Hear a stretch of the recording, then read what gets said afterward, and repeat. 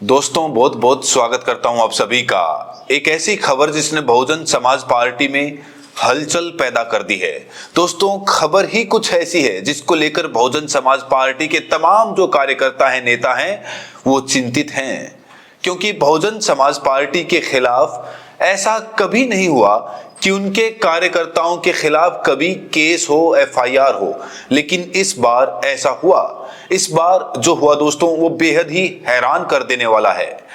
खबर यह है कि बीएसपी के 200 कार्यकर्ताओं के खिलाफ मोहनिया थाने में केस दर्ज किया गया है। जी हां दोस्तों, बिहार कैमूर जिले की मोहनिया थाने में केस दर्ज किया गया है और यह खुलासा कोई और नहीं बल्कि बीएसपी के विधायक ने किया है। बसपा विधायक सतीश यादव उर्फ पिंटू यादव ने बड़ा खुलासा करते हुए कहा है कि उनके नेताओं कार्यकर्ताओं को जो मौजूदा सरकार है, जो सत्ताधारी पार्टी के लोग हैं, वो परेशान करने के लिए ऐसा केस लगा रहे हैं और खास तौर से उन लोगों के खिलाफ एफआईआर दर्ज की गई है जो लोग पोलिंग बूथ एजेंट थे, जो लोग मतदान में शामिल थे, जो लोग काउंटिंग के दौरान वहां मौजूद थे। उनके खिलाफ तोड़फोड़, आगजनी का आरोप लगाया गया और फिर केस दर्ज किया गया है मोहनिया थाने में। इस पूरे मामले को लेकर गुस्सा फूट पड़ा है सतीश यादव जी का। सतीश यादव ने बड़ा ऐलान करते हुए, बड़ा दिल दिखाते हुए कह दिया कि हम किसी को फंसने नहीं देंगे, सबको लीगल सपोर्ट मुहैया कराएंगे। तो बिना देरी किए मैं आपको सतीश यादव का ये वीडियो सुनाने जा रहा हूं जिसमें वो साफ तौर से बता रहे हैं कि उनके खिलाफ किस तरीके से बिहार चुनाव में साजिश रची गई है। देखिए, से लोगों का मेरे जो समर्थक हैं, जो बहुजन समाज पार्टी के समर्थक हैं, जो पिंटू यादव के समर्थक हैं, भाजपा द्वारा चिन्हित लोगों का नाम दिए जाने के बाद, यहाँ के वर्तमान सांसद द्वारा चिन्हित लोगों का नाम दिए जाने के बाद उन लोगों के ऊपर मोहनिया थाने में एफआईआर दर्ज कराया गया है। लगभग 200 से ऊपर लोगों पे, नौजवान साथियों पे, अभिभावकों पे एफआईआर दर्ज कराया गया है। और अब सबसे बड़ी बात आप समझिए, मैं कानूनी प्रक्रिया में भी जाता हूं, कानून के तमाम जो वकील हैं उन लोगों से भी हमने बात की।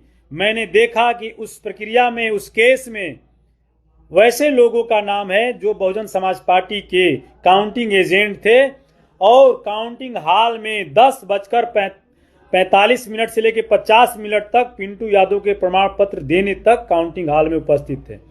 11 बजे तक काउंटिंग हॉल में जो लोग उपस्थित थे उन लोगों का एफआईआर में नाम है कि 6 बजे ये लोग जो है रोड पर आगजनी और तोड़फोड़ कर रहे थे। कितना बड़ा झूठ और कितना बड़ा भ्रम, कितना बड़ा जो है ये झूठ और किया गया है। तो ये सारी चीजें हैं। मैं तमाम जो सम्मानित लोग हैं, जिन लोगों के ऊपर एफआईआर है, जिन नौजवानों के ऊपर एफआईआर दर्ज किया है, आप लोग घबराइएगा नहीं। आपका भाई, आपका बेटा हर मुसीबत में, हर वक्त आपके साथ मजबूती के साथ खड़ा है, मजबूती के साथ आपके साथ खड़ा है।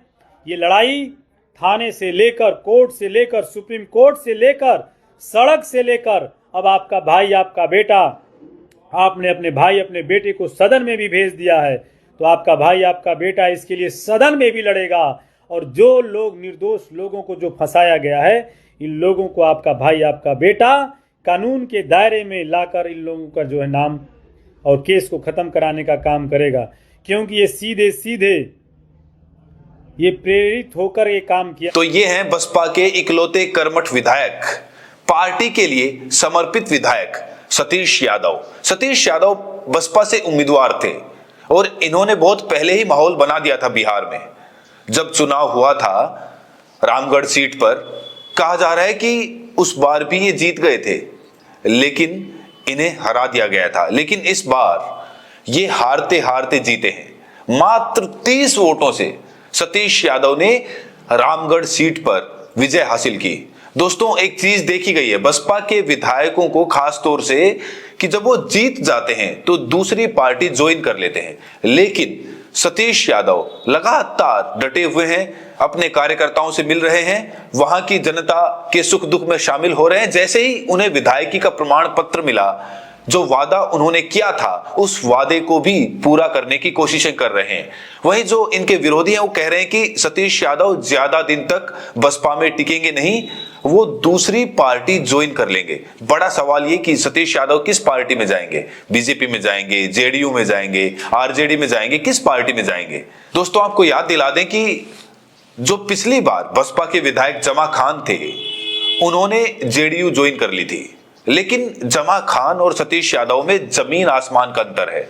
सतीश यादव अपनी पार्टी को लेकर कितना डेडिकेटेड है, उनकी विचारों में कितनी क्लैरिटी है, दोस्तों वीडियो देखकर आपको खुद ही अंदाजा हो गया है। तो जो लोग ये अफवाह फैला रहे हैं कि सतीश यादव दूसरी पार्टी ज्वाइन कर लेंगे, दरअसल वो सिर्फ बीएसपी और बीएसपी चीफ को बदनाम करने के लिए सोशल मीडिया पर ऐसी हरकतें कर रहे हैं। जब तक कोई कदम ना उठाए, जब तक कोई ऐसी खबर नहीं आए, तो लोग किसी के बारे में ऐसी अफवाह फैलाते क्यों हैं? दोस्तों ये अपने आप में बड़ा सवाल है। और सतीश यादव के खिलाफ इस समय लोग फेक खबरें फैला रहे हैं कि वो बीजेपी में जा रहे हैं, वो तो जाएंगे तो मंत्री बन जाएंगे। इस तरह की दोस्तों बातें फिलहाल सतीश यादव के लिए की जा रही है, लेकिन सतीश यादव एक निष्ठावान कार्यकर्ता नेता की तरह पार्टी के लिए समर्पित नजर आ रहे हैं। जिन कार्यकर्ताओं के खिलाफ केस दर्ज हुआ है, कहा जा रहा है कि उनको लीगल सपोर्ट दिया जाएगा और उनको बीच मंझधार में नहीं छोड़ा जाएगा। सतीश यादव बीएसपी के साथ गद्दारी नहीं करेंगे। जब सतीश यादव ने पार्टी नहीं छोड़ी, उन्होंने किसी पार्टी को ज्वाइन नहीं किया, तो फिर उनके खिलाफ ऐसी खबरें क्यों चलाई जा रही हैं, प्रोपेगेंडा क्यों फैलाया जा रहा है, ये अपने आप में बहुत बड़ा सवाल है। दोस्तों आपको बता दें, बिहार में बीएसपी ने कई सीटों पर उम्मीदवार उतारे थे। 5 से 6 सीटों पर वो बढ़िया प्रदर्शन कर रही थी, लेकिन ना जाने क्या हुआ कि बसपा सिर्फ एक सीट पर ही चुनाव जीत पाई, वो भी बड़ी मुश्किल से, मात्र 30 वोटों से। और ऐसा भी नहीं होता, वो तो गड़बड़ी धांधली हो ही गई थी, लेकिन इनके नेताओं कार्यकर्ताओं ने आवाज बुलंद की, इलेक्शन कमीशन तक आवाज पहुंचाई गई। उसके बाद जाकर सतीश यादव को इलेक्शन कमीशन के अधिकारियों ने सर्टिफिकेट सौंपा। बहुत मुश्किल से दोस्तों बीएसपी ने ये सीट निकाली है, और ये सीट पहले से ही बीएसपी का गढ़ मानी जा रही थी। और जब चुनाव चल रहा था, आपको पता है कि एग्जिट पोल में, ओपिनियन पोल में कोई भी इस सीट पर बात नहीं कर रहा था कि बसपा जीतेगी। हर कोई कह रहा था कि बीजेपी या आरजेडी जीतेगी, लेकिन ऐसा हुआ नहीं। यहां से बसपा ने जीता है, और ना सिर्फ चुनाव जीता है बल्कि लोगों का दिल भी बसपा ने जीत लिया है। इस बीच मायावती जी को लेकर खबर यह है कि मायावती जी 6 तारीख को एक बड़ी रैली करने जा रही है नोएडा में। दोस्तों ये खबर तो आपको पता ही होगी। नोएडा में एक बहुत बड़ी रैली है 6 दिसंबर को। 6 दिसंबर क्योंकि इसी दिन बाबा साहेब का महापरिनिर्वाण दिवस होता है, और इस बार नोएडा में कार्यक्रम होने जा रहा है। लाखों की संख्या में इस बार लोग वहां पहुंचेंगे। कहा जा रहा है कि अभी से ही बसों की बुकिंग, ट्रेन की बुकिंग शुरू हो गई है। कहा जा रहा है कि ज्यादा से ज्यादा संख्या में लोग वहां पर अपनी मौजूदगी दर्ज कराएंगे। राजस्थान, मध्य प्रदेश, हरियाणा, देश के कोने कोने से लोग वहां पर पहुंचेंगे, और बिहार की यूनिट भी जाहिर तौर पर वहां पहुंचेगी। तो 9 अक्टूबर का जो इतिहास है एक बार फिर से 6 दिसंबर को दोहराया जाएगा। और ना सिर्फ 6 दिसंबर, 15 मार्च को भी हो सकता है बड़ी रैली हो। उसके बाद 14 अप्रैल को भी रैली होगी, क्योंकि ये सिलसिला ऐसे ही चलता रहेगा। 1 साल बचा है दोस्तों विधानसभा चुनाव को, और 1 साल सिर्फ बचा है पार्टियों के लिए। इसी में सब कुछ करना है, सब कुछ दिखाना है। सारी रणनीति इसी वक्त में तय करनी पड़ेगी। और बीएसपी इस समय कह रही है कि 403 की तैयारी है, 226 सीट हमारी है। उत्तर प्रदेश चुनाव को लेकर कहा जा रहा है कि बीएसपी बहुत ज्यादा इस समय गंभीर है, और वो 2007 का जो इतिहास है 2027 में रचने के लिए तैयार है।